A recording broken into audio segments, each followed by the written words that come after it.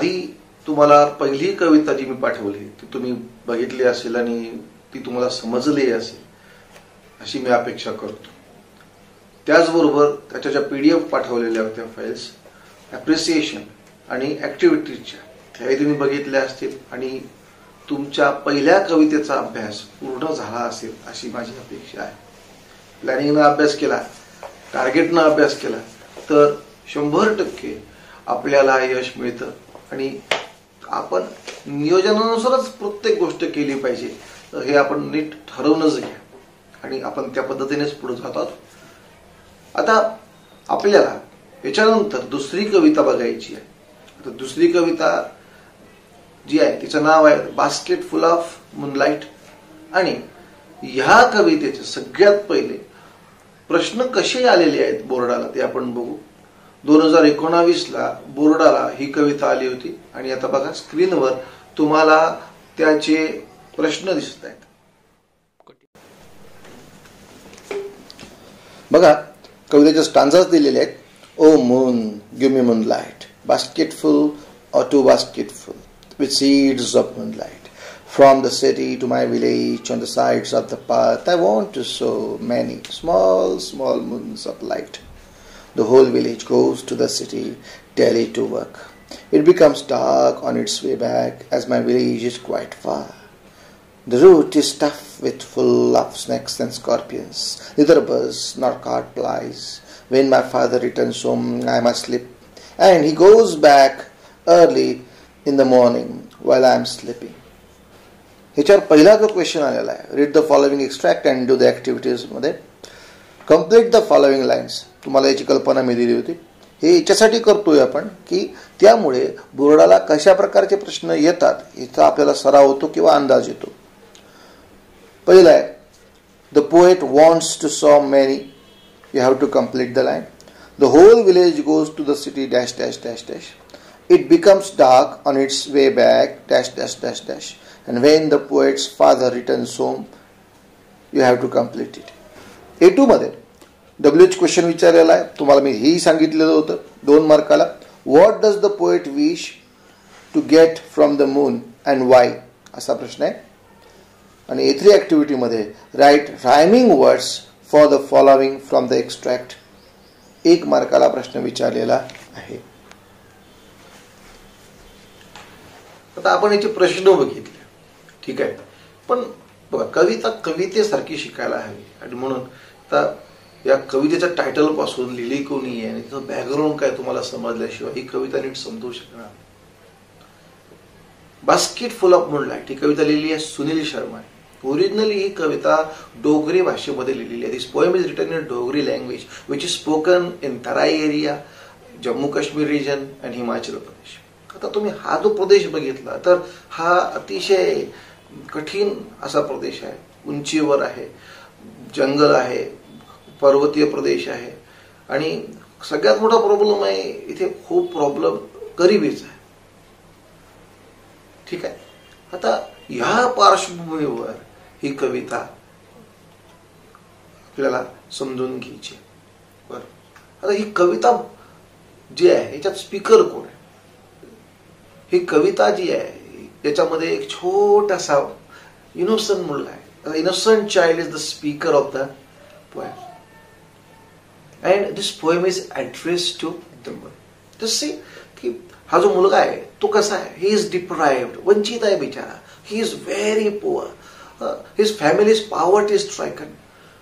आता आपल्याला काय काय अपेक्षा असतात आपल्या आई वडिलांकडून. आपल्याला वाटतं आपल्याला मोबाईल घेतला पाहिजे, आपल्याला कपडे घेतले पाहिजे, आपल्याला खेळणी मिळाली पाहिजे, आपल्याला चांगलं अजून काहीतरी सुखसुविधा असतील त्या मिळाल्या पाहिजेत अशा आपण अपेक्षा करतो आणि अशा प्रकारचे हट्टही आपण आपल्या आई वडिलांकडे करत असतो. पण ज्या घरात 18 विश्व दारिद्र्य आहे, the family which is poverty stricken, त्या घरातल्या समस्या वेगळ्या आहेत आणि त्या घरातल्या या छोट्याशा मुलाच्या अपेक्षा सुद्धा अतिशय वेगळ्या आहेत. त्याची फार मोठी अपेक्षा नाही आहे. त्याची अपेक्षा आहे की आपल्याला आपल्या वडिलांचा सहवास भेटला पाहिजे जो भेटत नाहीये. का नाही भेटत आपण इन कोर्स ऑफ टाइम कवितेमध्ये बघणार आहोत. बरं त्याला मदत कोणीच नाही करत आहे. मग काय करायचं. मग हे छोटंसं पोरग आहे. This child tries to solve his problem on its own. मग आपल्या लिटरेचरमध्ये आपण चंद्राला मामा वगैरे म्हणतो, त्याच्या लहानपणी गोष्टी सांगितल्या जातात. मग कोणी मदतच करू शकत नाही, परिस्थिती इतकी खराब आहे. मग हे छोटंसं पोरग त्या चंद्राला उद्देशून कविता सांगताय आणि चंद्राला रिक्वेस्ट करताय. आणि काय रिक्वेस्ट करताय बघा. त्या मुलाला त्याच्या वडिलांना भेटायचं आहे, खूप गरिबी आहे, खूप प्रॉब्लेम्स आहे. ह्या मुलाच्या फार अपेक्षा नाहीये, छोटीशी इच्छा आहे, ती सुद्धा त्याची पूर्ण होत नाहीये आपल्या वडिलांना भेटायची. आणि मग आपला प्रॉब्लेम सॉल्व्ह करायसाठी हा मुलगा संवाद साधतोय. The child is talking to the moon. The child is the speaker in this poem. The child is addressing to the moon. And what the child is requesting to the moon. The पोरग म्हणतंय, oh moon, give me moonlight. See, the child is asking moonlight. का moonlight हवा आहे त्याला? Why does the child want the moonlight? आता आपल्याला डोक्यात हे सगळं येत आहे. आय थिंक तुमच्या डोळ्यासमोर ते छोटंसं मुलगा उभं राहिलंय. ते असं चंद्राकडे बघताय. बिचारा खूप दुःखी आहे. त्याला तिच्या वडिलांना भेटायची जबरदस्त इच्छा आहे. आणि आता काही होत नाही म्हणून स्वतःच प्रॉब्लेम सॉल्व्ह करायचा ते छोटंसं मुलगा प्रयत्न करतंय. इमॅजिन करा, small child is talking to the moon. आणि ते त्या मूनला, त्या चंद्राला फार कळकळीनं म्हणतंय, O moon, give me moonlight. Basketful or two basketful with seeds of moonlight. The child wants seeds of moonlight from the moon. What does child want from the moon? Child asks for the moon, seeds of moonlight from the moon. Basketful or two basketful.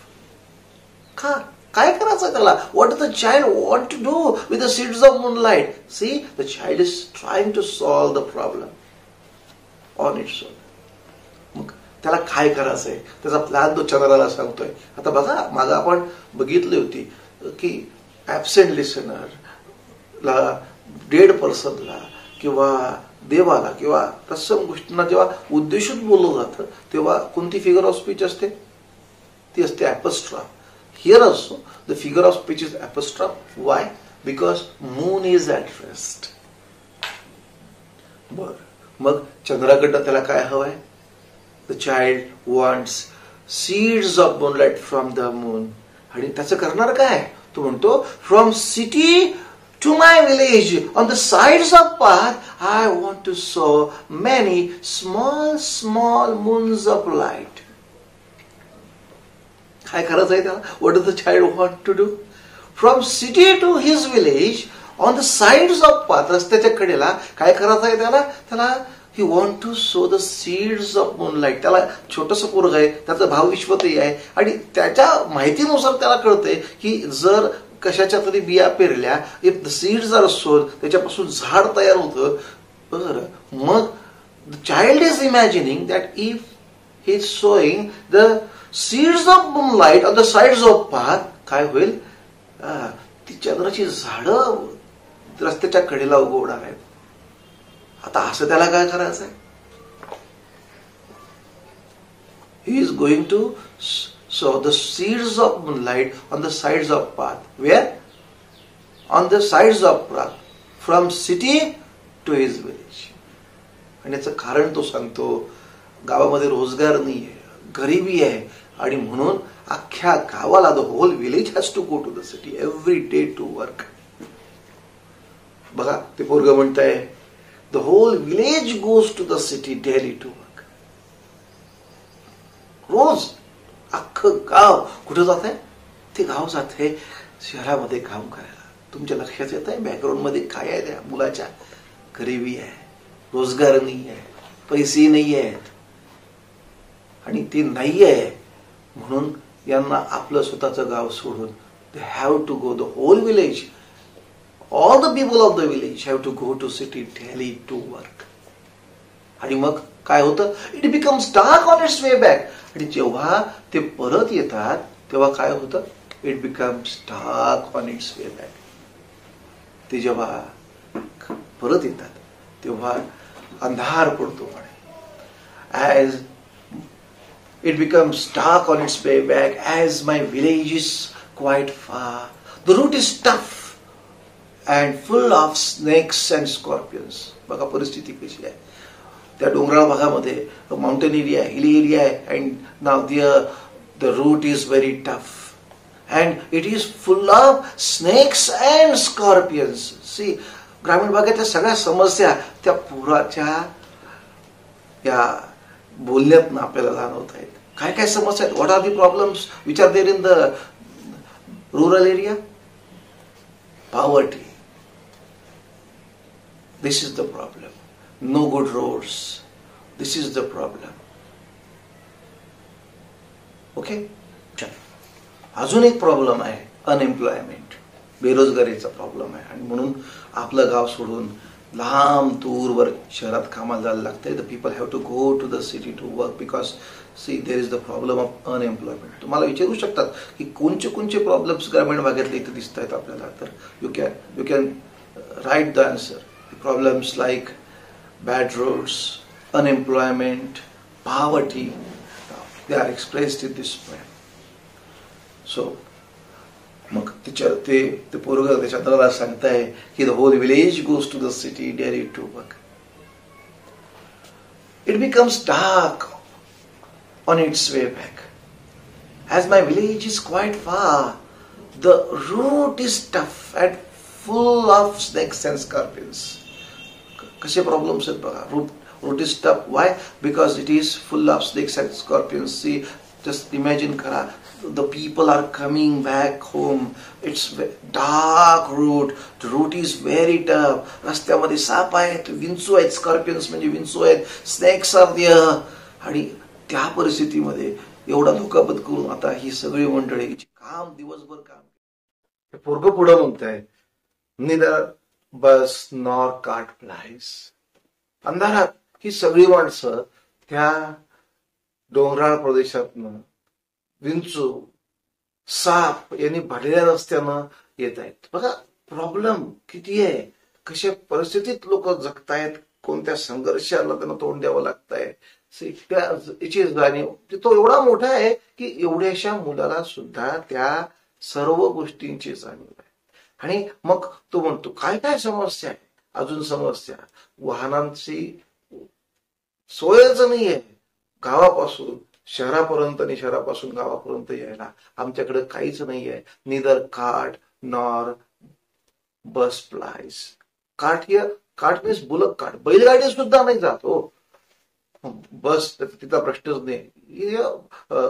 प्लाइजचा अर्थ आहे travel regularly over route, जाणं येणं जे करतात वाहनं त्याला ply असं म्हणतात. काहीच नाही आमच्याकडं. आणि ह्याच्यामुळं होतं ज्यावेळी माझा बाप संध्याकाळी घरी येतो, हे छोटस वर्ग आहे, आपल्या वडिलांची रोज वाट बघताय, आईला विचारते कधी येतील कधी येतील. आई सांगते येतील थांबळा येतील थांबळा. वर्ग वाट बघतोय बघतोय बघतोय बघतोय आणि विचार झोपून जात आहे. आणि मग बापाला घरी येता येत आहे. When my father returns home, I am asleep. मी झोपलेला असतो, वाट बघून झोपून गेलेला असतो. आणि तेव्हा वडिलांना घरी येत आहेत, वडील तेव्हा घरी येत आहेत. मग सकाळी आपण वडिलांना भेटायला पाहिजे असं त्याला वाटतं, पण तिथेही समस्या आहे. ते पोरगं पुढे म्हणतं, and he goes back early in the morning while I am sleeping. He goes back early in the morning while the child is asleep. लवकर जावं लागतंय त्या बापाला, काम करायचंय. खाणं फार महत्वाचं आहे, रोजीरोटीचा प्रश्न आहे. आणि काम नाही केलं तर खायला भेटणार नाहीये. आणि त्याच्यासाठी स्वतःच्या पोराला त्याला भेटताही येत नाहीये. पोरग उठायच्या आधीच बापाला सकाळी लवकर कामाला जायला लागतंय. सकाळी उठल्या उठल्या वडील कुठे गेले वडील, पोरग विचारत असेल, त्याला उत्तर भेटतं, अरे गेले ते कामाला, संध्याकाळी भेटा. Again the child waits for the father. वाट बघून बघून पोरग झोपून जात आहे. आणि मग बाप येतोय सकाळी परत. त्याचे वडील लवकर जायला लागतंय त्यांना, आणि सकाळी परत ते पोरग त्याच्या वडिलाला भेटू शकत नाहीये. आणि असं खूपदा झाल्यानंतर हा प्रॉब्लेम कसा सॉल्व्ह करायचा याच्यासाठी मग वर्ग म्हणते चला आता आपणच काहीतरी करू. त्याची इमॅजिनेशन जी काही आहे ती ते वापरत आहे आणि प्रॉब्लेम सॉल्व्ह करायचा प्रयत्न करत आहे. ते चंद्राला म्हणतात पुढे बघा, O moon give me a basketful of moonlight on.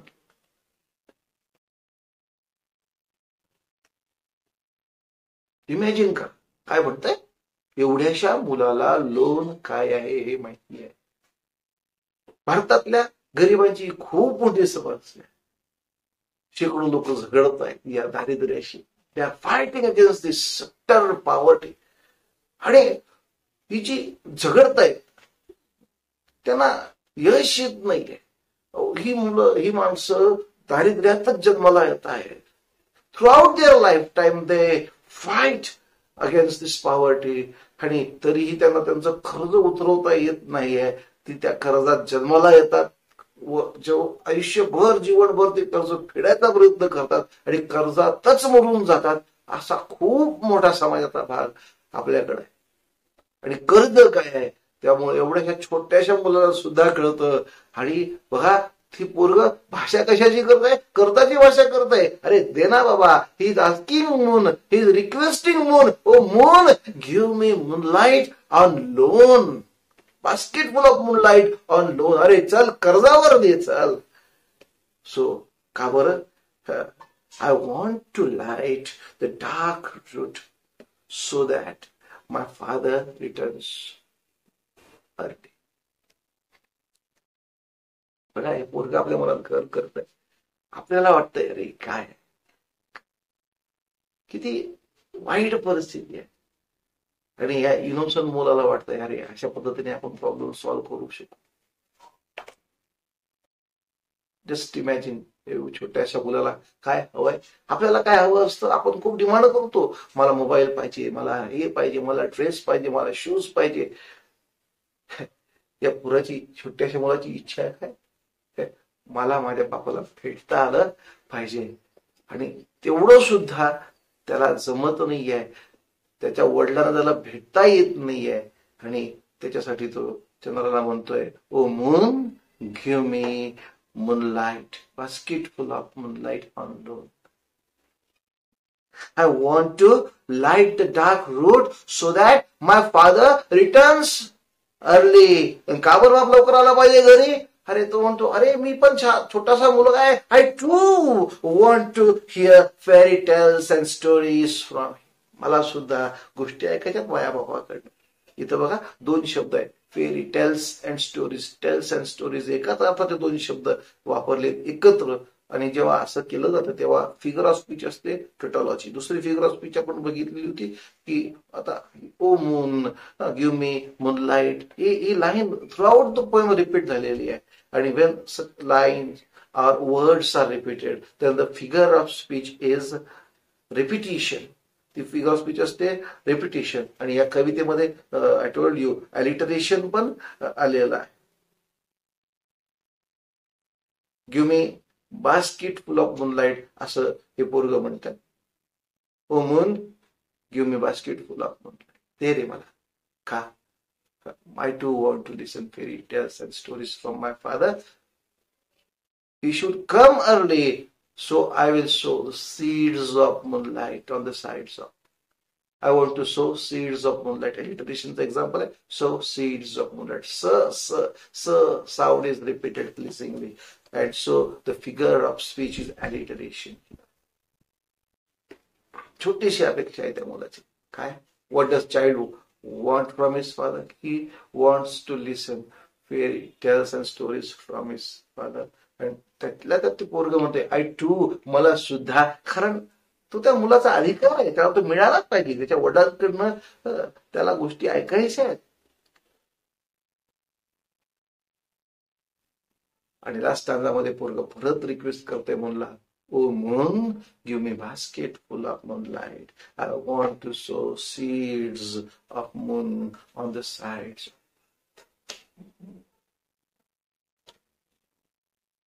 हे पोरग कविता संपल्यानंतरही आपला पिच्छा सोडत नाही. आपल्या मनामध्ये, आपल्या डोक्यामध्ये हे पोरग राहतं. आणि आपल्याला त्याच्याबद्दल वाईट वाटत राहत. ही गरिबीची समस्या. This is the problem of the poverty. आणि आपल्या भारतातली लाखो कुटुंब ही समस्या जगतायत. ते गरिबीतच जगतायत. आणि छोट्या छोट्या गोष्टी, छोटे छोटे आनंद यांच्यापासून ती मुलं वंचित राहत आहेत. They are deprived of all this choice. या सर्व वंचित मुलांचं प्रतिनिधित्व हे पोरग करत आहे. This child represents all these deprived children who are deprived of their basic rights of education, who are deprived even of the love and company of their father, who are deprived from the joy of listening stories from their father. तर वाईट वाटत राहतं या मुलाबद्दल. I hope you got the point. That's all with it. Thank you very much. Jai Hind.